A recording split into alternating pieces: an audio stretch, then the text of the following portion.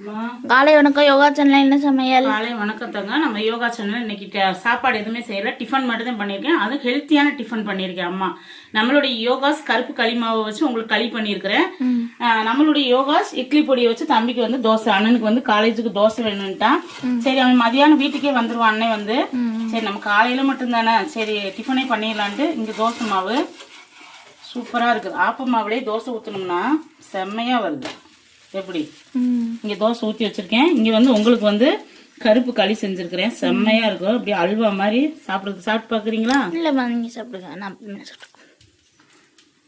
ஆஹா, அப்படியே அல்வா மாதிரி உள்ள போகுது. அவ்வளோ டேஸ்டா இருக்கு.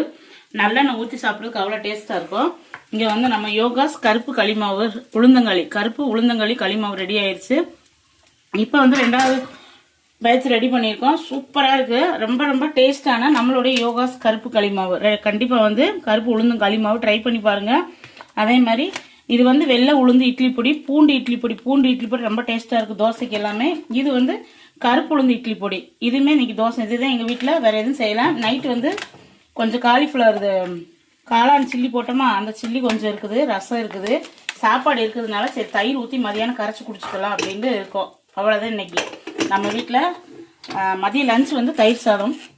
இப்போ காலையில் வந்து ஹெல்த்தியான கருப்பு களியும் இது வந்து தோசை. அவ்வளோதான் இன்னைக்கு நம்ம வீட்டில். இது ரொம்ப உங்களுக்கு பிடிச்சிருக்குன்னு நினைக்கிறேன். நாங்கள் காலையில் இந்த மாதிரி களி சாப்பிட்டு கரிசு வந்து சாப்பிட்டு அம்மா ரொம்ப சூப்பராக இருக்காம்மா அப்படின்னு காலேஜுக்கு சாப்பிட்டு போயிட்டான். தம்பி தோசையும் இட்லி பொடியும் கொண்டு போயிட்டான். வர்றதுக்கு எப்படி 2:30 மணி ஆயிடுது. பசங்க வந்து சாப்பாடு ஏதாவது கொண்டுட்டு வர அப்படிங்கிறாங்களாம் காலேஜ் பசங்க. அதனால அம்மா தோசை ஊற்றி கொடுங்க அப்படின்ட்டான்.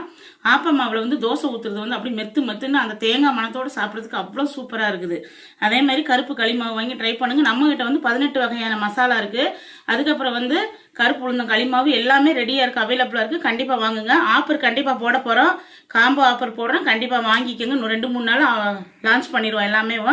அதே மாதிரி தொடர்ந்து ஆதரவு கொடுக்குறீங்க. இதே சப்போர்ட்டை நம்ம யோகா ஸ்புட்ஸ் மசாலாவுக்கு கொடுங்க, யோகா சேனலுக்கும் கொடுங்க. நாளைக்கு வீடியோ நாளைக்கு பார்க்கலாங்களா? பை ஃப்ரெண்ட்ஸ், தேங்க்யூ, பாய்.